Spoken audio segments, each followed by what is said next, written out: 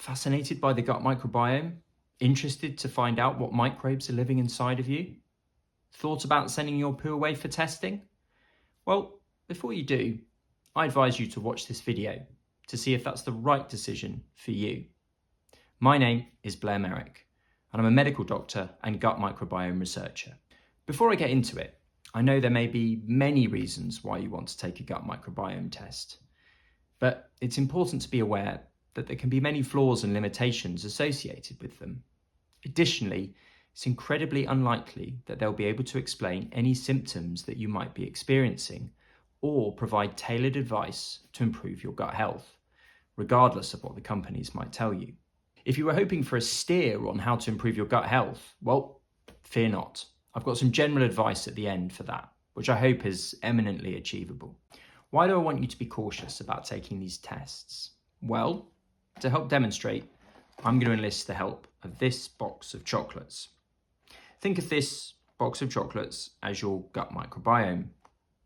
Obviously, a bit of an oversimplification. There's only 10 different coloured chocolates in here, and your gut microbiome has hundreds of different species of microbes, but it will do the job.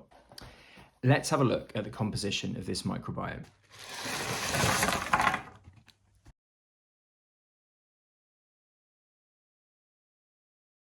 There are 57 chocolates in total. Don't worry about exact numbers, but there are approximately the same of each of the 10 different colours. We will compare what we get in our sample to what we see here. Now, when you do a poo, you pass out many of these microbes, but importantly, not all of them. Consider this our poo. We're now going to take a sample of this to send off for testing. Again, this is only a subset of the total microbiome. So we've sent off our sample to the company for testing. For the company to work out what microbes are in it, they need to extract the genetic material of them. And they do this by either physically and or chemically breaking down the microbes. Now, for some microbes, it's pretty easy to do this, but for others, it's a bit more difficult. And we might not actually be able to extract the DNA. And that means we can't identify them. Think of this as failing to unwrap the chocolates. In this case, the blue spotty and the yellow one. Okay, so we've got our genetic material and we're ready to try and identify what microbes are present. Unfortunately, there sometimes isn't enough of that material to sequence or analyze, and so we have to amplify it. And this process might occur slightly more efficiently for some species than others. Here, the red spotty chocolate has failed to amplify. We now have enough material to sequence and work out where it has come from.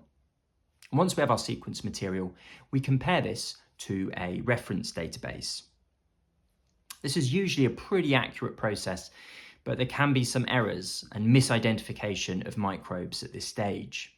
Here, one of the red chocolates has been falsely assigned to turquoise.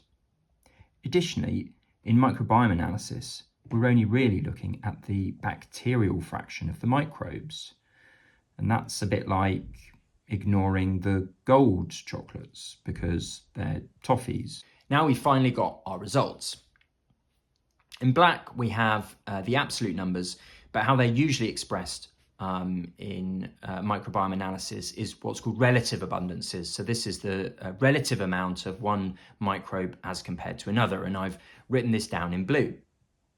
What you can see is that there are some big differences between what we saw in our original microbiome, the whole box of chocolates, versus our sample. So, for example, there are some microbes which are completely missing, and then there are others which are overrepresented. So relatively, there's twice as much in the sample versus in the actual microbiome. During all of these steps, a bias has been introduced, taking the result of our sample away from that of the original microbiome. Now, researchers can do a number of things to try and account for these biases, or they can use special samples to ascertain exactly what biases are being introduced. But commercial companies aren't so bothered about this. and so won't necessarily take that into account with your result. Additionally, microbes can vary in stool samples from the same individual when the sample is collected at different times of day or following short changes in diet. For example, you might eat something slightly different at the weekend versus in the week. So in studies, researchers will often want participants to provide multiple stool samples to account for this. And obviously that isn't taken into account if you just have a one-off sample tested by one of these companies. The tests also only tell you what bacteria are there. They don't tell you anything about what they're doing. And within the gut microbiome, there's an important concept called functional redundancy. This means that different microbes can actually do similar things. So just because you've got different microbes to your partner or a friend, it doesn't mean that they aren't all doing the same things to keep you healthy. What does this all mean, Blair? Well, to come back to one of my original remarks, we aren't able to provide any tailored advice based on your results. So we can't recommend a particular prebiotic or probiotic that might specifically improve your gut health. What we are far more confident about is that having a diverse gut microbiome, this means having lots of different species of bacteria, doesn't necessarily matter which ones, is good for gut and overall health. Now, how do we achieve this? Well, it starts with diet and having a varied diet that's rich in plant-based foodstuffs and minimizes the intake of heavily processed or ultra-processed foods. Also, taking regular exercise, maintaining a normal weight, and getting adequate and restorative sleep. Much easier said than done, and I say that as a parent with 2 young children. In the future, as gut microbiome testing continues to improve and we overcome some of its limitations and flaws, we may be able to get to the point where we can offer tailored advice for individuals, but we're just not there yet. And a recent consensus of global experts determined that one-off commercial testing is really of no value. As I mentioned earlier, there is an accompanying leaflet that has been produced by Guts UK to this video, which will provide a bit more information so you can come to your decision about whether or not to go ahead with getting a gut microbiome test. I'd like to finish by saying thank you for listening, and if you have any particular comments or questions, then please post those below and I will do my best to answer them.